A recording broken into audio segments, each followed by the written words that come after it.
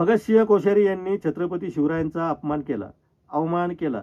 त्यांच्यानंतर त्यांनी महात्मा ज्योतिराव फुलेंचा अवमान केला, भारतरत्न डॉक्टर बाबासाहेब आंबेडकरांचा अवमान केला. देवेंद्र फडणवीसांनी त्यांच्या बाबतीमध्ये कधीही नाराजी सुद्धा व्यक्त केलेली नाही.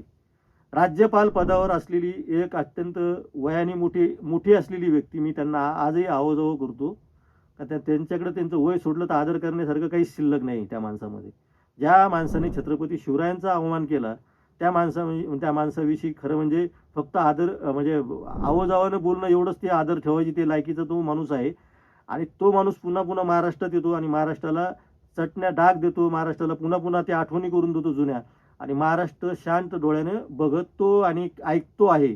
त्यामुळं मी आधीच हा व्हिडिओ तयार करण्यापूर्वी छत्रपती शिवरायांची माफी मागितली.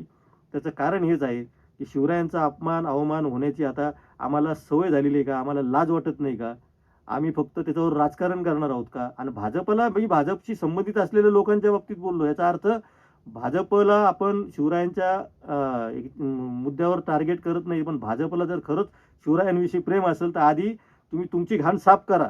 आणि ही जी घाण तुम्ही साफ केली नाही तर लोक त्या भगतसिंह कोश्यारीचं एक दिवस धोतर फेडल्याशिवाय राहणार नाही. मी आत्ता ही भाषा माझ्या तोंडातून पहिल्यांदा इतके प्रक्षोभक शब्द बाहेर येत आहेत. पण आपण शिवरायांचा अपमान सहन करत आहोत वर्षानुवर्ष. आता लोक चिडायला लागलेले आहेत, लोक सोशल मीडियावर व्यक्त होत आहेत. पण एक दिवस हे लोक रस्त्यावर उतरतील आणि शिवरायांचा अवमान करणाऱ्याला घरात जाऊन बदलल्याशिवाय राहणार नाहीत.